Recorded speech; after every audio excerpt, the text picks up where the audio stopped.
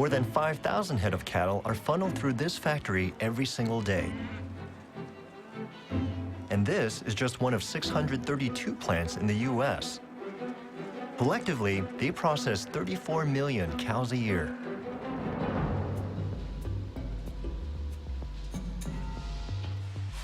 Inside, there's a cacophony of blades and saws as an army of butchers dismembers hundreds of carcasses an hour.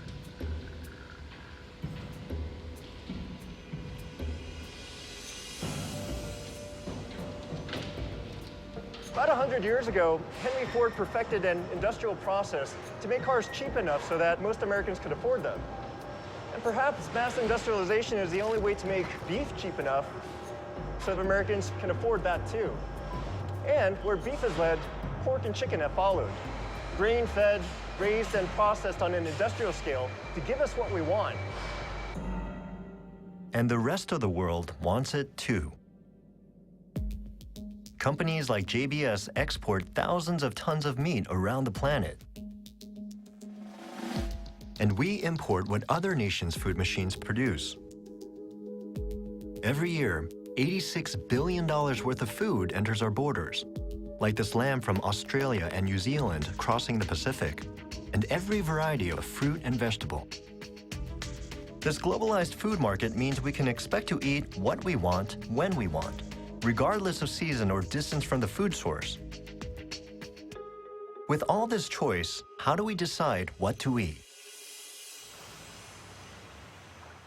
The most important word in menu development is craveability. Scott Allmendinger is a food writer and industry expert. Joel Fierman is a wholesale supplier here in New York City. As they know well, the food retailers study and shape our tastes.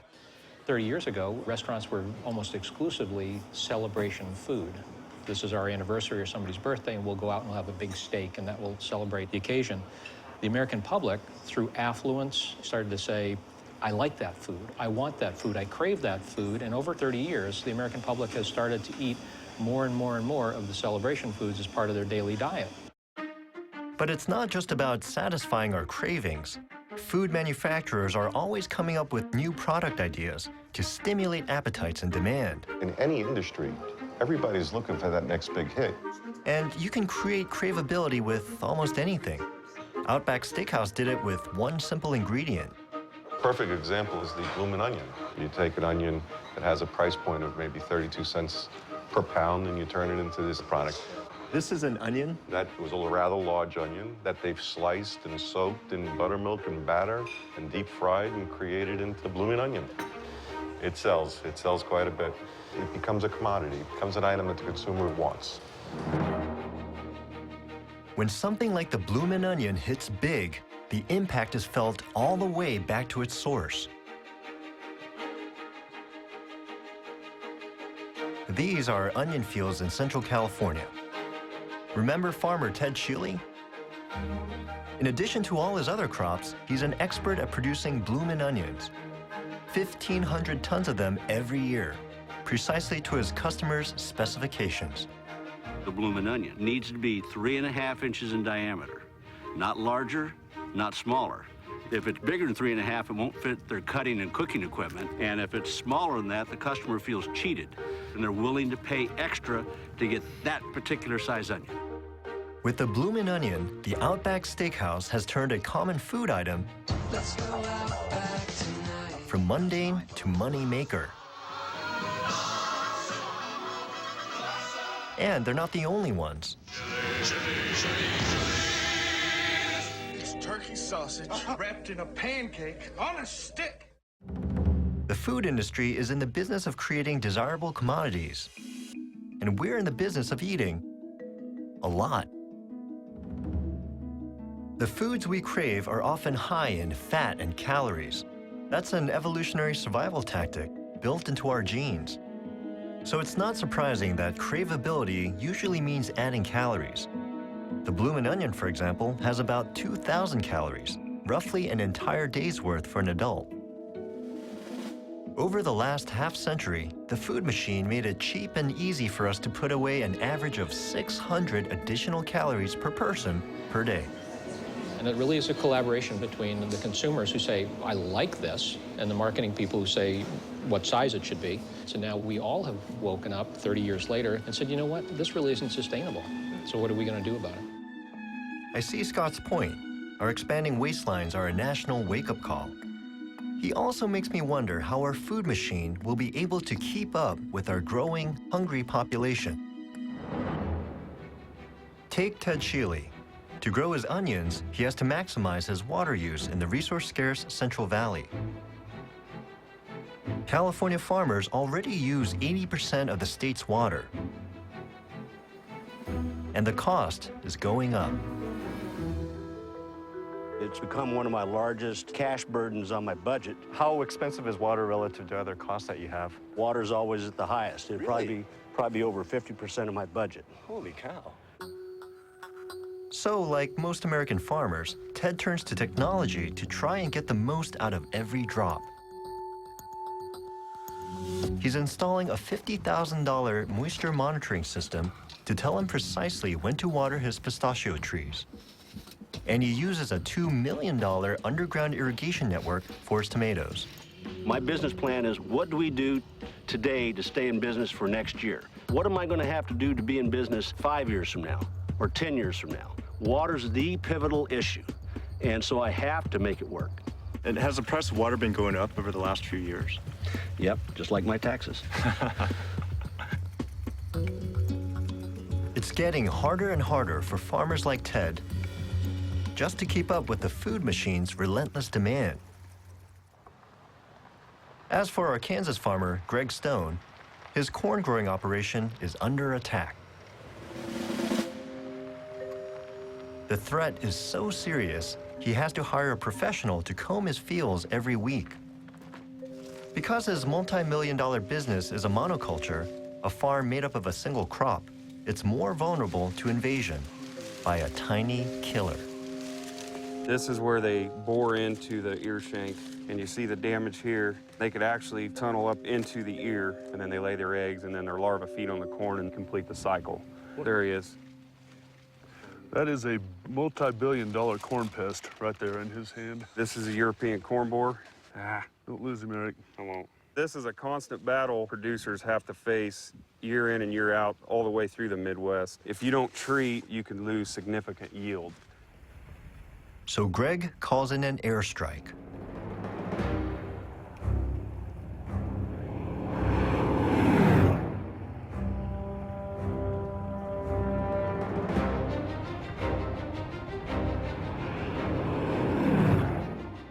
Robert Grace is one of 3,500 ag pilots in the U.S., an expert in the aerial deployment of bug-killing chemicals.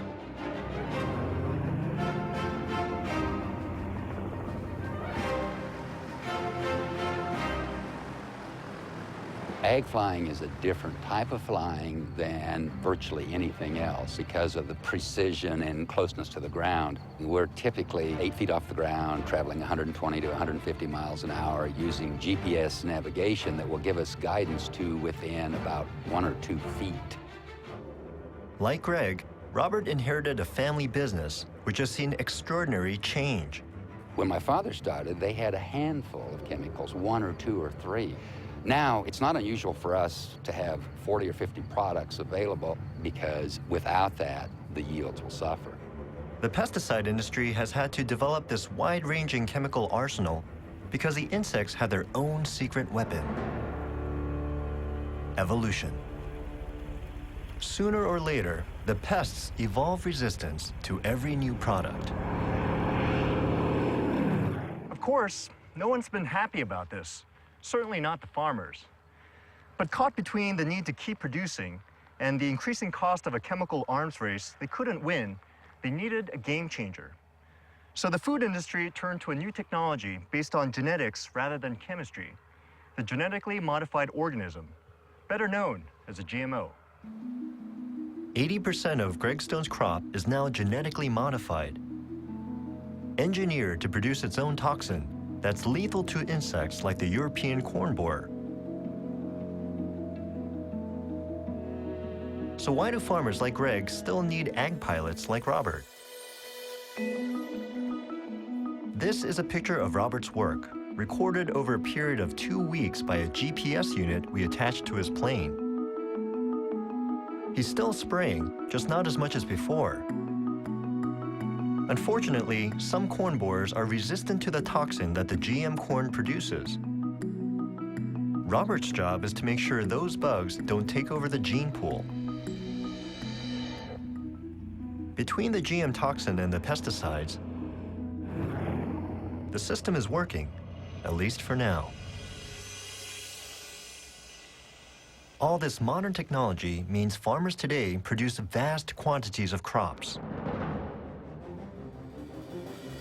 Now it's late September, harvest time. And farmers need a 21st century workhorse to get this enormous job done. I've come to get a hands-on lesson in modern farm machinery with specialist harvesting company Salmon's Adventures. Hey, Roger. Yo. Whoa, these suckers are huge. And its boss, Roger Salmons. We're gonna teach you how to drive it today. It's a little bit bigger than my Prius, but I'm game.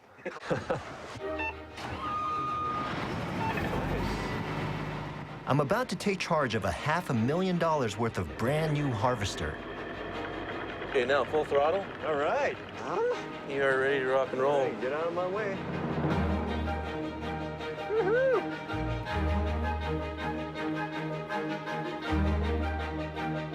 In fact, Roger's happy to let me lead the pack. The whole wheat crop now depends on a rookie. Fortunately, this big rig has a lot under the hood. A 360 horsepower engine, automatic controls, moisture sensors, even an optional GPS guidance system. Roger's machine can harvest 8,000 bushels of wheat per day. 60 years ago, the average combine harvested less than a quarter of that. Lift up on your header just a little bit. Lift up on my who? On my header? Plus sign, yep. Plus sign. There you go. Good. Perfect. But mastering these levers isn't all it takes to produce a harvest. Oops, hit button. I'm gonna assist you here. Yeah, no, please do. Here's the bigger picture. Harvesting is a job on the go. These are the places where about a dozen harvester teams, including the Salmons, stopped to do their work last season. Tucked into their super efficient machines, each year, they crisscross the highways at the heart of America in a series of hectic mechanical migrations. Turns out, instead of harvesting their own crops, thousands of American farmers rely on the state-of-the-art equipment of specialists like the Salmons.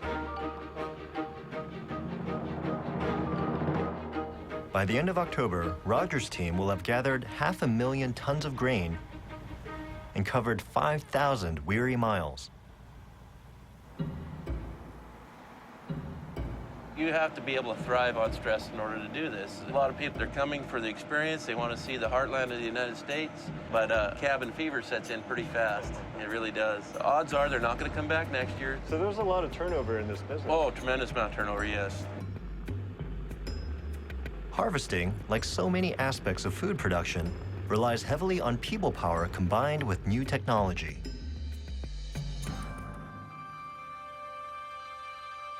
But sometimes, nature's way is the only option.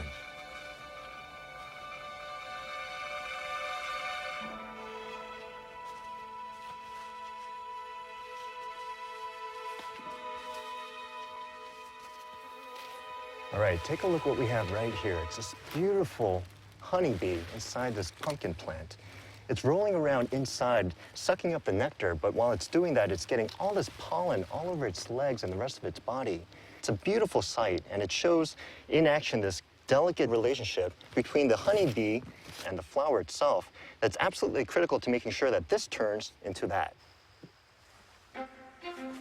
Even high-tech farmers haven't come up with a better method for pollinating the produce.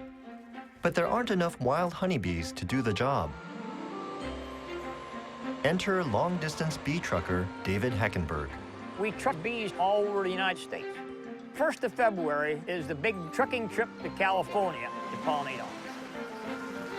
California is the country's biggest producer of almonds. But they couldn't grow a single one without the work of beekeepers like David. There's only 2 million hives of bees left in the United States. And it takes 1.5 million of them to pollinate the almond crop. Then the bees leave California, and we truck the bees on to Georgia to the woods to get some clean food into them. David has to give them a kind of bee detox because the California almond trees have been treated with 7,000 tons of pesticides. And then our next pollination is apples in Pennsylvania in the middle of April. Once the apples are over, these bees all go to Maine to pollinate blueberries. And then pumpkins start mid-July. These bees we're sitting here looking at, this is Friday. Went downtown Pennsylvania last night and picked up 2 truckloads of bees and got home at 2:30 this morning, and here I am talking to you now. By the end of their journey, David's bees have traveled 8,500 miles and pollinated an estimated 5,000 acres of America's produce. But these bees are facing a mysterious threat. This hive of bees, it looks really good today, within a matter of 10 to 20 days, just disappears. There's nothing left. The bees are gone. It was David Hackenberg who first alerted the world to a phenomenon called colony collapse disorder. Are they dead? It's a mystery. All that's left is the combs, the honey. It's just like somebody took a sweeper and swept them all out of there. Oh, so what's causing this? We have a lot of scientists around the world working on it. We believe that it's environmental stress. All the pesticides. Pesticides. We have systemic pesticide in the seed, and it grows up through the plant to protect that plant. Some of that is getting in the flower. Right. And the bees are bringing that home, and then we see all kinds of weird things starting to happen. Don't swallow. Oh, I'm putting smoke in your... Sorry about that. A lot of people agree with David's theory, but the scientific jury's still out on exactly what's causing colony collapse disorder. David doesn't know how bad this year will be, but long-term, the prospects aren't good. Most of us guys that are in pollination business are losing 60 to 70% of our bees every year. So we've got big, huge fields, and there's not enough bees here to pollinate the crop. Say colony collapse disorder keeps on happening and all the bees get wiped out. What does that mean? Like, what happens to all these crops? Well, you're not going to have pumpkins, and you're not going to have apples, and you're not going to have cherries, and you're not going to have almonds, and you're not going to have a lot of things. David's story is disturbing to me. If the bees are in trouble, so are the farmers who depend on them, and the consumers who want fresh produce. And it's clear the bees are not the only ones feeling the pressure.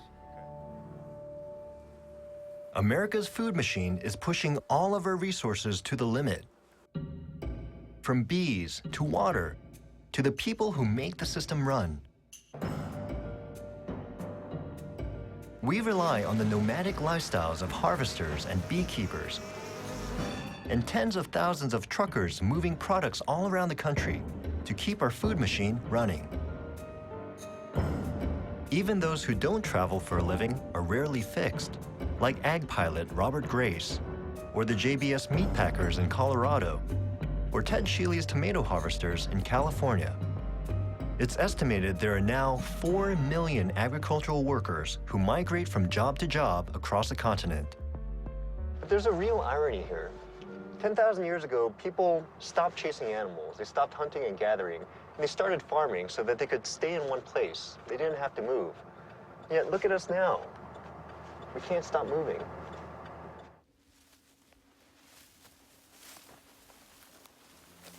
One reason that ag workers have to cover so much ground is that these days, there are a lot fewer people available to do those jobs. A century ago, 1/3 of us worked and lived on farms. Now, it's barely 2%. For the first time in human history, just 2% of the population can feed the other 98%.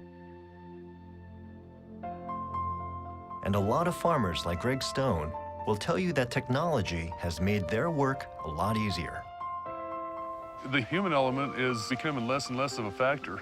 And that's good because it doesn't matter if the sun's up, down, or if it's cloudy, or if it's Sunday or Saturday. It has eliminated a lot of the need for skilled humans. Sounds pretty different from what your grandpa did. I mean, would you consider yourself to be a farmer now? No, I'd be more of an input-output manager. But I do wonder all the time, what would Grandpa think of this? You know, it'd be fun to see his reaction. So it'd be cool. The original self-sufficient farmer, who laid the foundation for America's growth, has largely disappeared from the Midwest.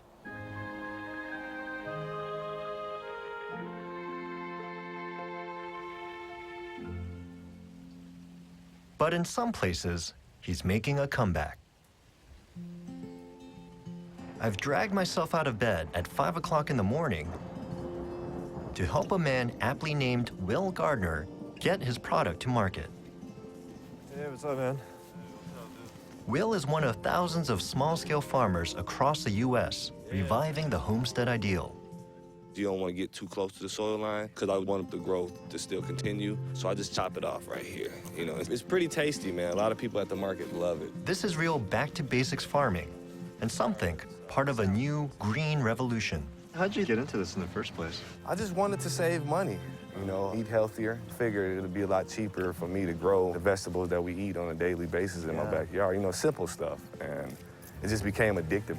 They're very tasty. Do you use any, like, pesticides? No, just compost, man. So I put a lot of compost. I should have asked you that before I stuck that in my mouth. The amazing thing is, we're not in deepest rural Pennsylvania or even suburban New Jersey.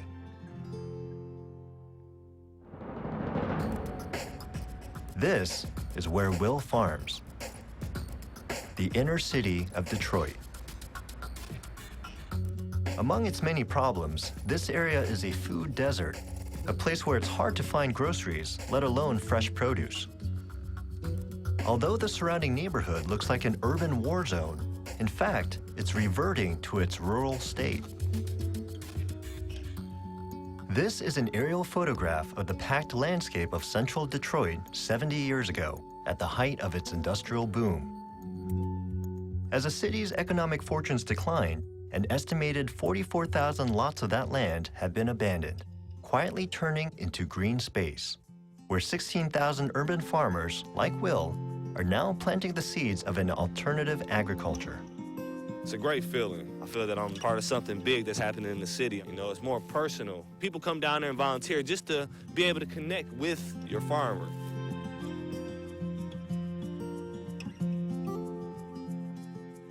And that connection extends right into the heart of the city.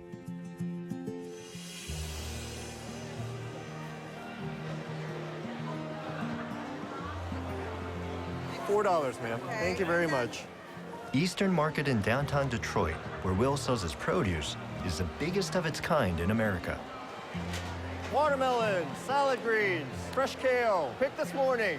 And after half an hour, immersed in the amazing vibe of this place, I realize how different this approach to feeding people is from what I've seen on my journey. Have a wonderful weekend. Picked fresh from a local garden run by my friend Will. Local, where the food machine is global. Organic, rather than powered by chemistry and genetics. And produced on a grassroots, rather than industrial scale. I think it's great there are alternative ways that we produce the majority of the fruits and vegetables that Detroiters need to be healthy. Ashley Atkinson runs Greening of Detroit, a nonprofit that promotes urban farming, not so much as a lifestyle, but as a way for both farmers and customers to thrive. Local farmers, Michigan farmers, don't have a lot of resources to compete with industrial agriculture. And places like this actually bring together consumers and producers, trying to not only provide, fresh fruits and vegetables to the community, but make a living. Is it working? It is working, absolutely. It is even more of a powerful argument for how important urban agriculture is for the city of Detroit. There's something kind of nice about this reconnection of land and people. And local organic food is reshaping diets, not just here, but all across the country. How far it can ultimately go, however, is open to question. After all, how many small-scale farmers like Will Gardner would it take to supply every one of these food outlets, even if America found craveability in local greens and grass-fed meats? In spite of its problems, our food machine meets this challenge and feeds 300 million Americans every day.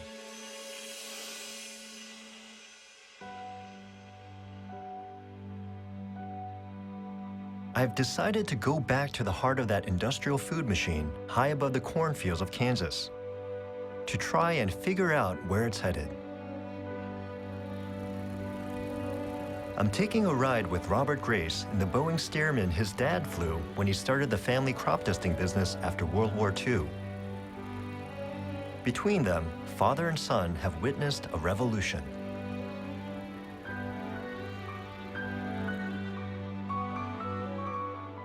When you have an increasing population, automatic, you have to have larger and larger yields every year, forever. The food machine that Robert's dad and Greg Stone's granddad helped create some 70 years ago would be unrecognizable to them today. To sustain us, that machine faces many challenges. Maintaining this infrastructure we have to pay for that maintenance. So as that canal infrastructure ages, our cost is going to continue to rise. As our tastes evolve, craveability doesn't have to lead to more bloomin' onions. Trends are going to change again because now America is moving away from that high-fat diet. So we're going to see all these trends change again. New voices are growing louder, reviving old ideas. Something had to be done, and I heard that silent cry for help, and I felt that we have some space out here I can contribute. For most of the time that humans have walked the earth, the biggest threat to human life was hunger. In 21st century America, our food machine gives us more food than most of us will ever need. But it's not just about producing more calories. The question we now face is, how can we feed ourselves in a way that's healthy for us and sustainable for the environment? I think the future is very bright for agriculture. These crops we grow today will not look anything like they do now in 5 years. And that's part of the fun, to be part of that. One thing's for sure. As this revolution continues, our food industry will have to reinvent itself, as it has done so many times before. To keep food on the table, we're counting on it.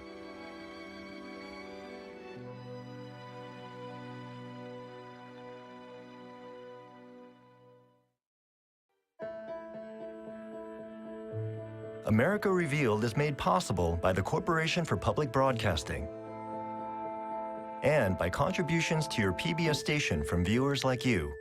Thank you.